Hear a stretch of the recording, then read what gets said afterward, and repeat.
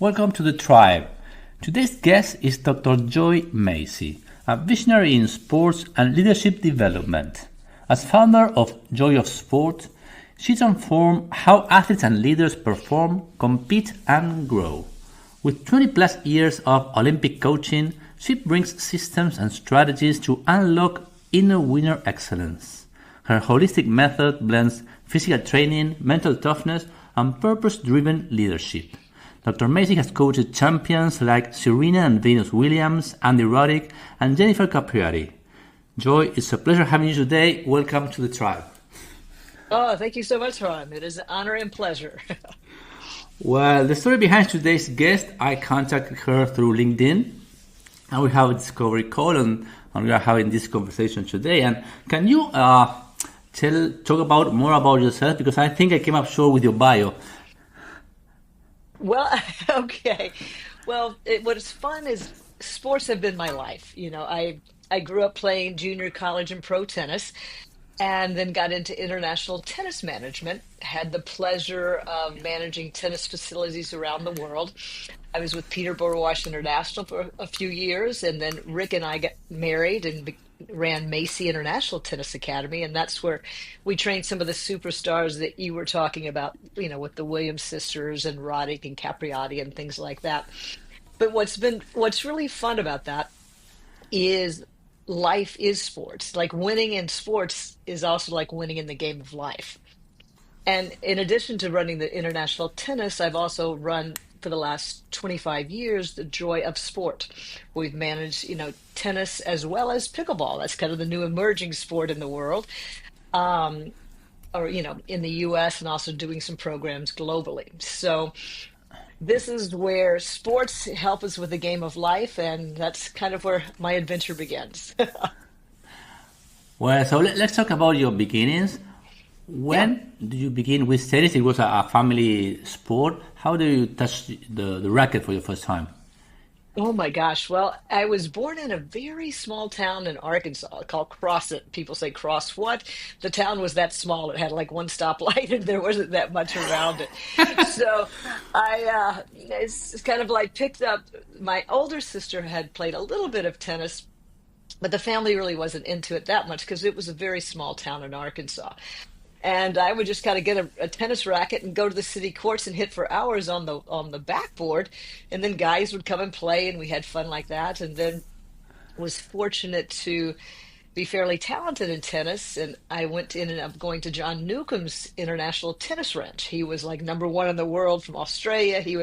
Their programs are delightful down there, and was honored to get selected to go to their international tennis tour team to compete in Mexico and in London. They go to the Wimbledon and play tournaments around the country. Well, for me, a little girl in Arkansas, this was a whole new world.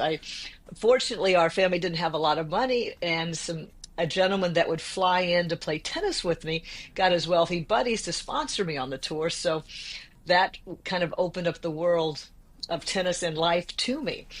So for me, it's been a lot of fun to always give back. When people help each other out, everybody can help everyone to kind of fulfill their dreams. And that was kind of a new, exciting dream for a little girl from Arkansas to go see the world and see Wimbledon and see tournaments around the world and people playing in different languages and countries and surfaces. It was an adventure. It's interesting because you are from a small town and you didn't have any role models, so you loved the game from the very beginning. And Right. after that journey, you started college and you were the number one player in the university, and things Uh-huh. happened. And you said in your book that someone pulled the rug off under your feet, and that's a great image to imagine what happened to you. What is to the things go nice and easy, and from one day to another, everything is wrong. Oh no, so true, Harley. That's life can take its curves. Here I was number one at the University of Arkansas women's tennis team, active in the sorority and the church, and top honor student. And 5 minutes later, I'm in intensive care, hooked up to life support, coming in and out of coma, speaking in numbers, not words. I was getting up for church in the KKG sorority house and had a freak fall down a flight of marble stairs and a skull fracture concussion. To this day, no one knows how it happened or why it happened. And Lord willing, I'm still here. But during that time, I'll share a little bit with you. I had a heaven for real experience. And God said, Joy, life's a gift. I give everyone unique gifts destined for greatness. Have you fulfilled yours? Well, naturally, me at 20 years old, scared and at the top of my game, going, oh my goodness. I said, Father, I'm not done. God kind of smiled and reached out to me and kind of gave me a second chance in life. So, my name, divine purpose, and life passion is to live, give, and share joy in the world, helping others define and align their God given gifts and greatness. So, that's kind of where I went from player to coach and helping others find their gifts. Yeah, I can understand that the situation that you live because my spouse lived something similar 5 years ago. She had a thrombosis and she was not dead, but she was in a tough situation and she listened Yeah, the voice, do you want to live? And that was a turning point. right. And Yeah. and and you share in your book that after that you start again in college and your tennis was going good, but your academics didn't work, and Yep. you have a recess of 6 months, and that was the best thing that happened to you. So, what advice can you give to a athlete, tennis player that Hmm. is burned out, that is Yeah. usually burned out, Right. and Yeah. what can they can do? Oh, so true. It's like you've got to regroup and realign. You know what I mean? Because what happens when that rug is pulled out from under you, like your wife had, or other athletes that have had injuries or they're burned out or something like that, if you'll take that time to take one step back and do a little research on your body, your mind, your sport, your spirit, your whole aspect of things, then you could not only come back where you were, but actually you can move many steps ahead of that. But you don't just bounce back, you've got to think about how do I bounce forward? How do I get even better?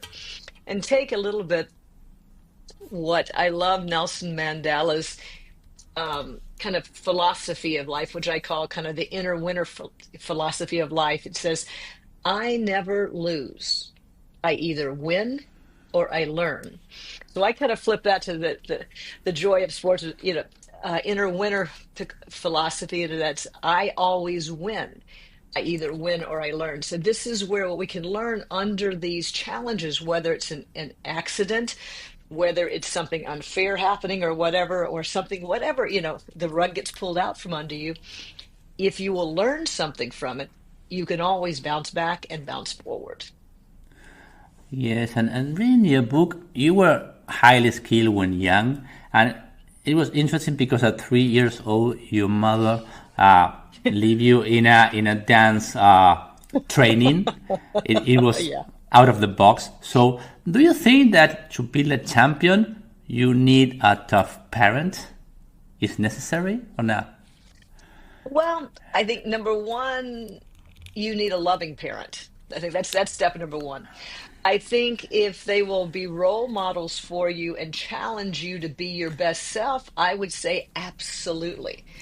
If they're a drill sergeant that is fulfilling their egos, then it is not. So it is a different type situation, what you're going to say on that. So I think we've seen a lot of when Rick and I had Macy in Academy, we see a lot of, you know, very very wealthy affluent families coming and say, gosh, we want our kids to be like Venus and Serena and, you know, Capriati and Roddick and I. And we just say, well, each player has their own unique special gift.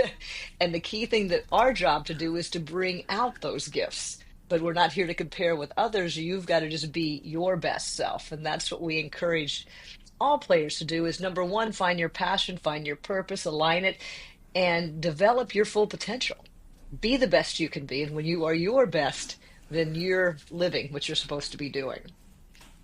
Yeah, you mentioned you need a challenging parent, and you coach Venus, Serena, and legends, and they are not so easy to coach because they are ahead of the game and they know almost everything. So you have to treat them in a different way. So you have to guard your words and not be overexpressing. Or how was the relationship?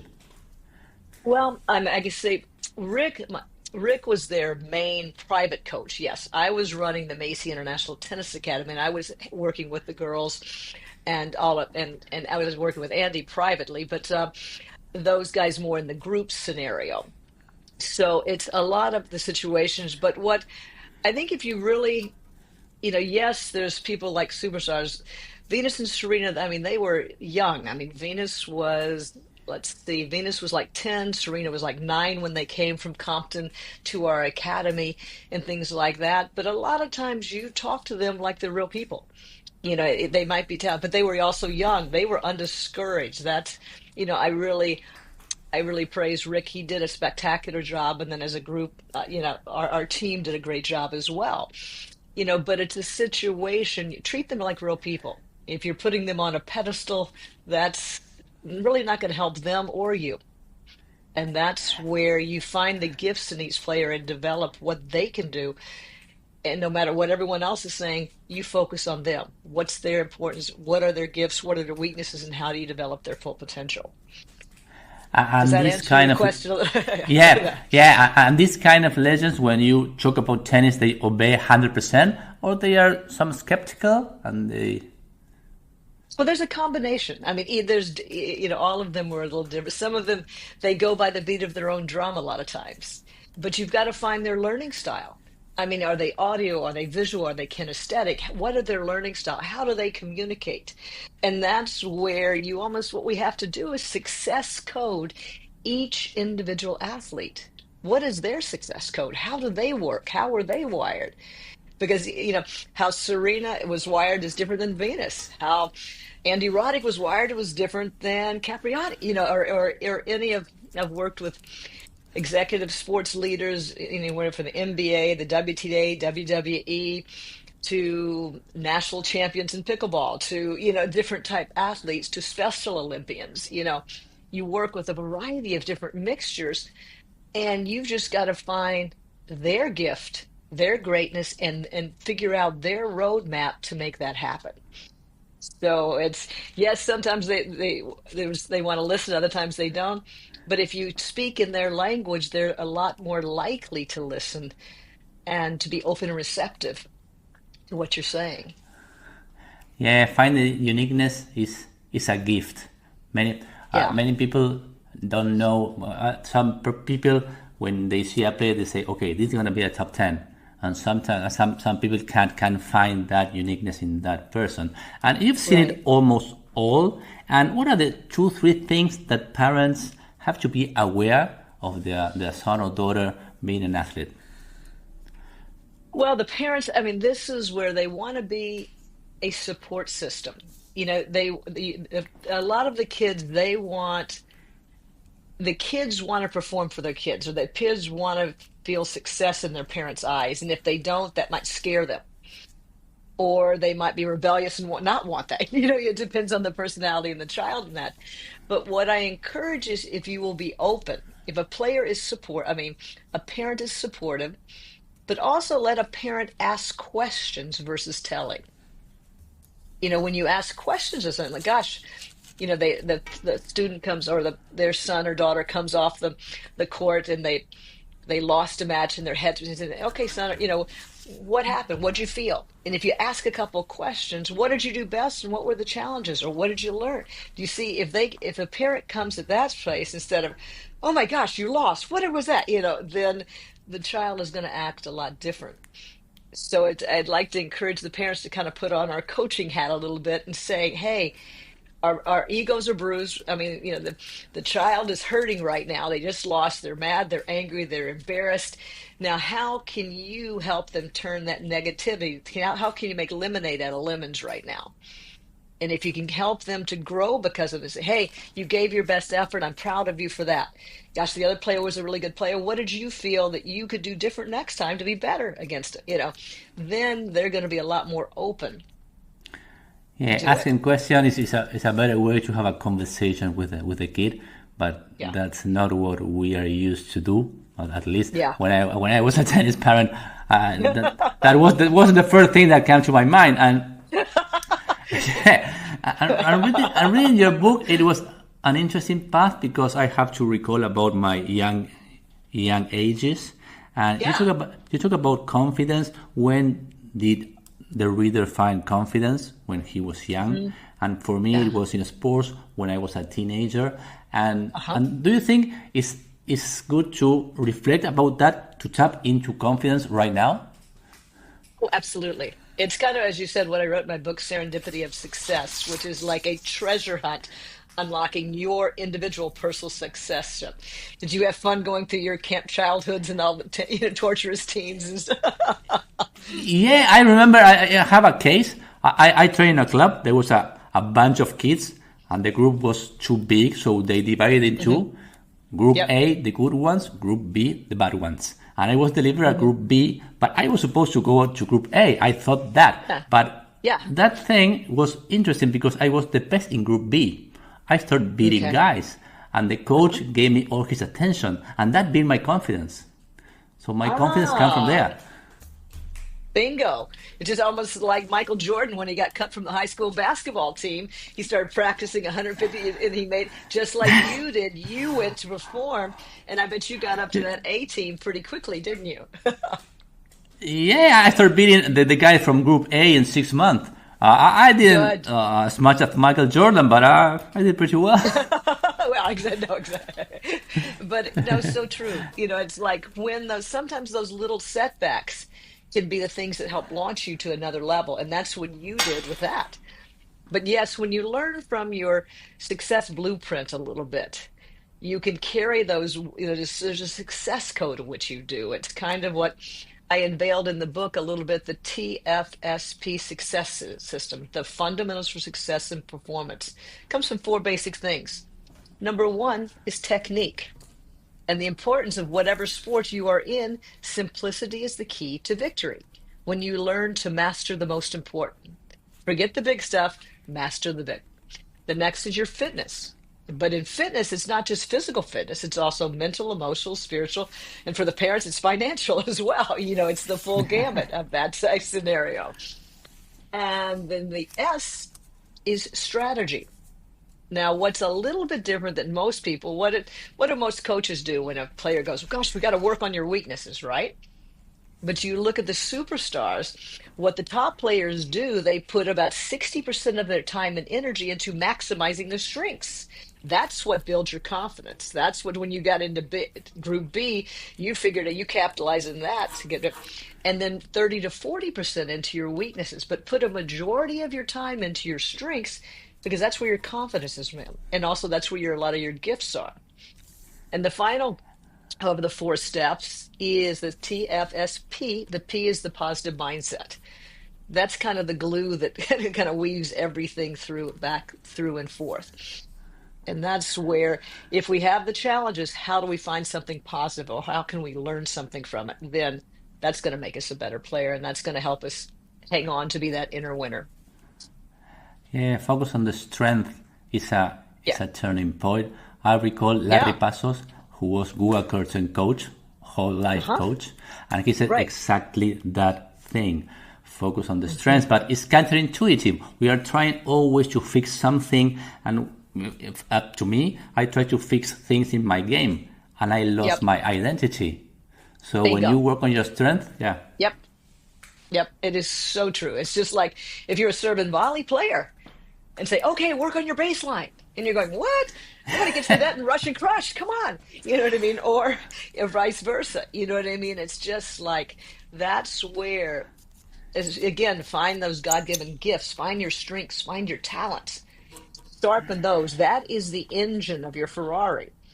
And then the other can be the fine tuning of the little stuff, but make sure you get your solid engine to move you forward.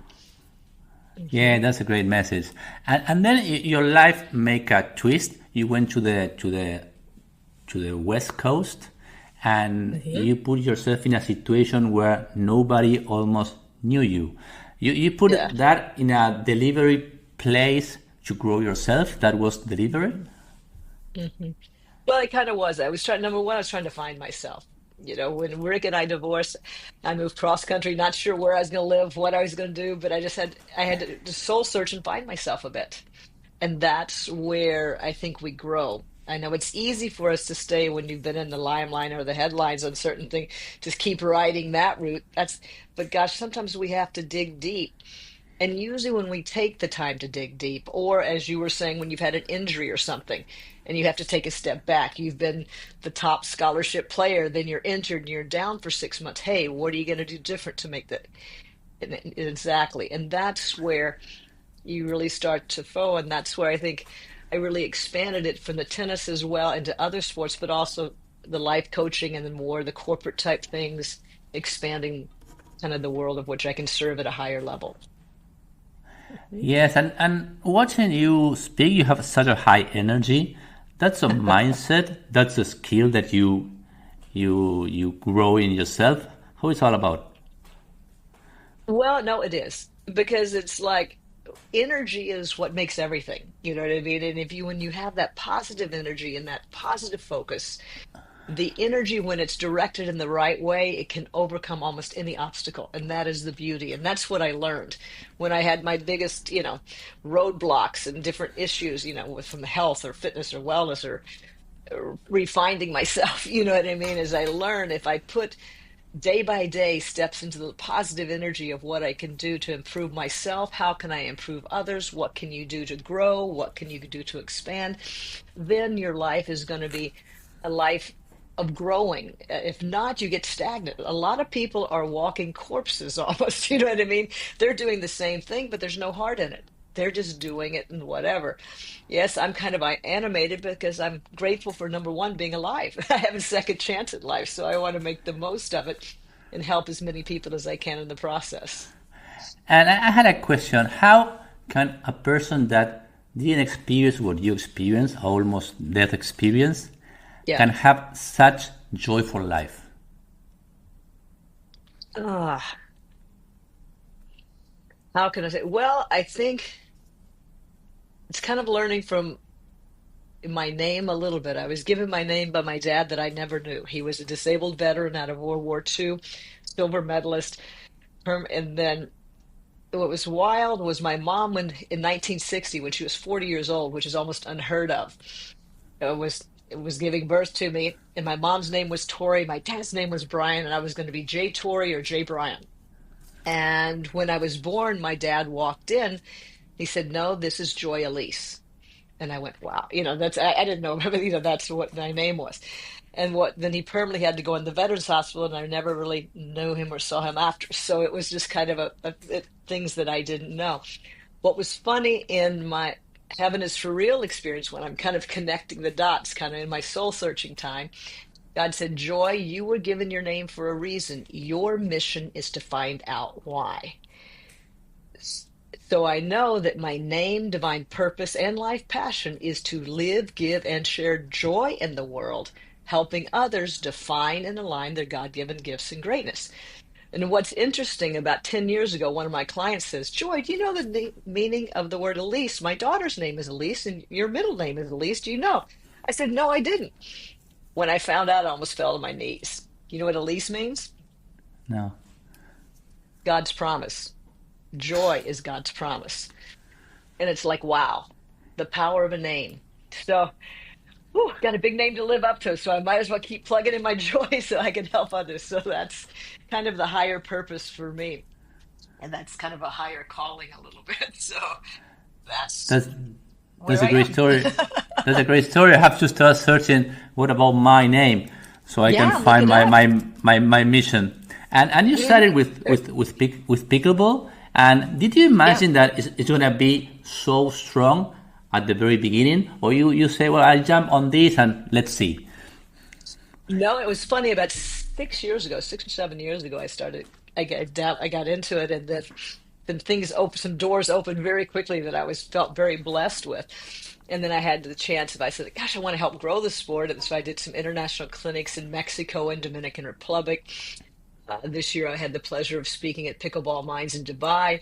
I'm going to be taking a group to Dubai and Abu Dhabi in November. So if some people want to go, take a look at our Joy of Pickleball.com website. We're going to be taking a select group and playing pickleball adventures and riding camels and doing different stuff. But to me, I saw the beauty of the sport. Pickleball is a unique sport because you can have all ages, all levels. play on one court. It's the only sport in the world that you're going to see grandparents, parents, kids, and even grandkids playing on the same court and all having a blast. And it's easy to learn, but it takes a lifetime to master. So what's neat, I love tennis and I will always love tennis and I'll always get back to tennis and I'll still keep doing that. But I'm also doing a lot of pickleball now because I see the power of influence and impact that can really spread joy to the world with the sport of pickleball for all ages and level. So I think that's the beauty of the sport, and I think there's so much more potential of what we can do to make a difference, to unite the world and make a difference in the world with it. Yeah, according to what you say, it's more a bonding sport than tennis because everyone can Yeah, play and there's no such rivalry. In tennis, it's more individual. Yeah. right. No, exactly. Tennis is what's structured. Tennis is a wonderful sport, and I will always love tennis. But pickleball is more open to all, and as you said, more social. It can be more fun. Yes, there's competitive pickleball players, and it's going to get serious just like tennis. You know what I mean? When you go and actually we're Okay. in the process of getting, I think it's into the Olympics, hopefully very soon. It's working on getting approved because there's a certain number. The Global Pickleball Federation has a good job of expanding things globally. I've been asked to be on an advisory board to help do some of that stuff. But I think to expand the sport, because I just know the sport of pickleball has great things to do for the world, just like, tennis has done for so many years. But there's a new twist and a little more, as you said, positive social aspects and more accessibility for all to play for fun levels or as well as the high, you know, national and global competitive levels as well as future Olympic levels. It looks like pickleball has a great future. And how do you see tennis in the future? Does pickleball it's a rival or perhaps it's tougher for kids to start tennis, isn't it? Well, I would say it has to be a lot more structured in tennis, yes. And it's a little more formal training and different things like that.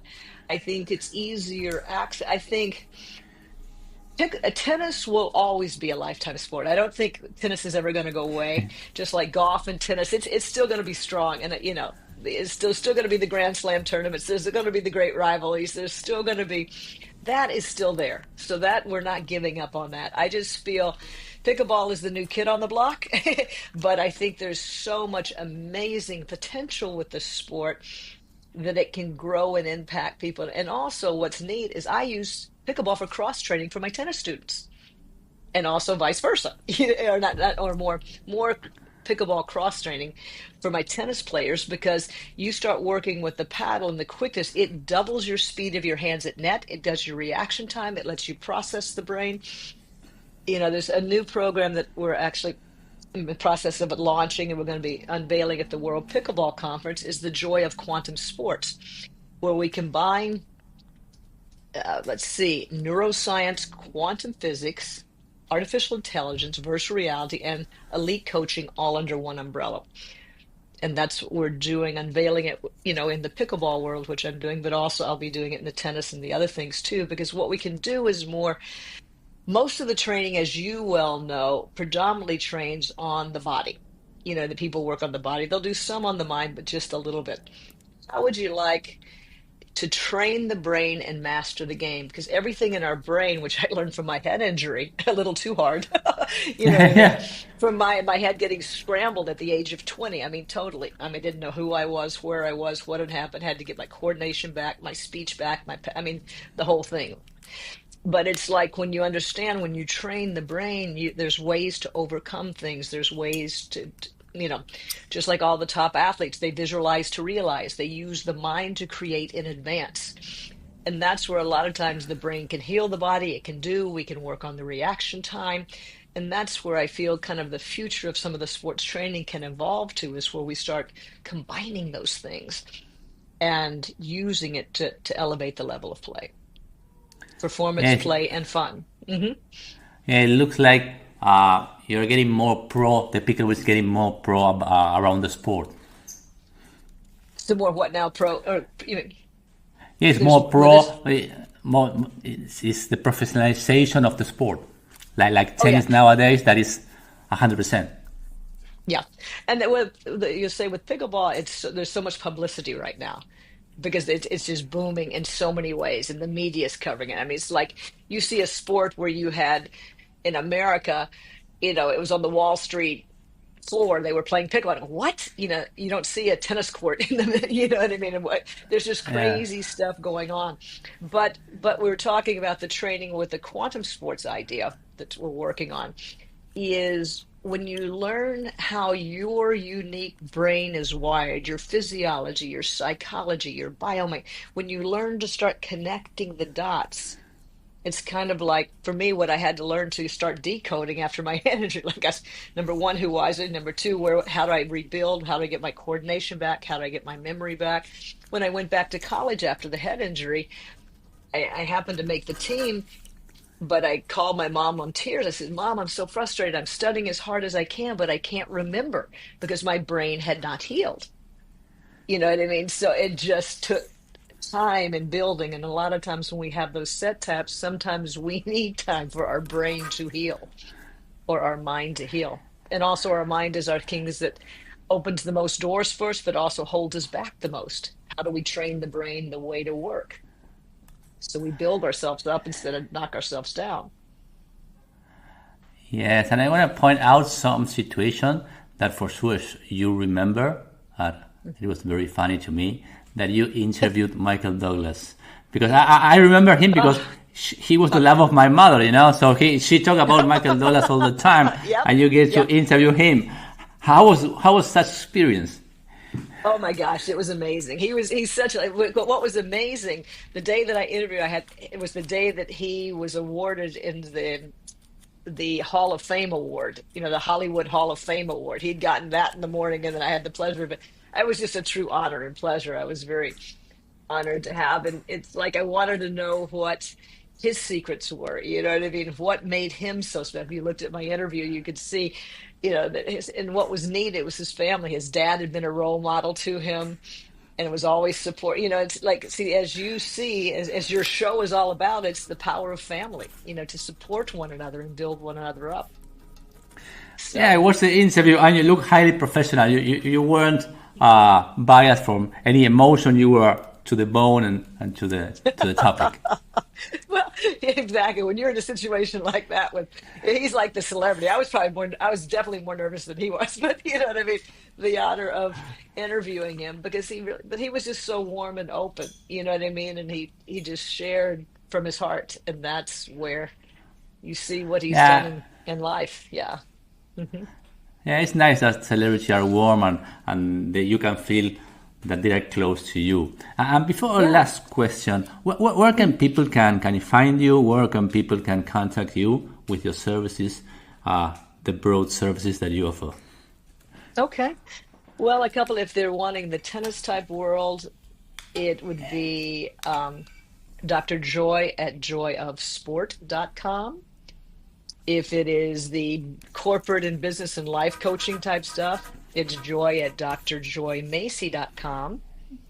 And if it's pickleball, it's Dr. Joy, DRJOY, at joyofpickleball.com. So, And I'm going to ask you again a question, reframe it, mhm. because how can myself, that I haven't had a death, almost death experience, Uh-huh. can find the mission in life, can find the joy that you deliver day in and day out?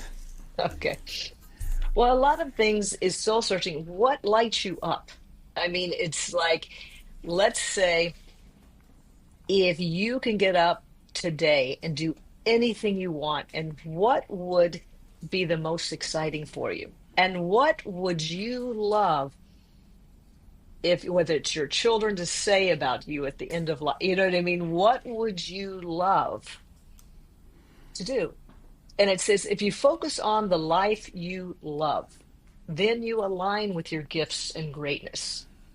And that's where you want to tap. It's kind of like when you looked in my book on serendipity of success, and you started feeling out, did you do a little bit of your map at the end and kind of connect the dots, Camp Child, and you start to see a little bit of There's like a success code that's yours. See, that is your DNA. That is your unique success code. And if you said the top three things I love in life are dot, dot, dot. And the top three things that I love to do and want to be known for are dot, dot, dot. Then you ask yourself, again, it's back to questions. When you question yourself, some of those simple things, that's when your inner self already knows the answers. So the answer is about asking the right questions. Yes, exactly. To yourself. Hmm. That's Okay. exactly. What do you love? And asking your right questions. Hmm. And asking the right question to your son or daughter when they finish a tough match is all about questions. And my last question to you is, Oh, what my is last. Okay. next to you in your life? What are you working or what are you pursuing right now? Oh my gosh, so many things. It's working on exact to impacting more joy globally is to expand and do some programs, not just in the US, but also I'd like some Europe, Asia, and to more things around, whether it's in the different venues of those things. And it's like to see where to live, give, and share joy in the world, helping others find their joy.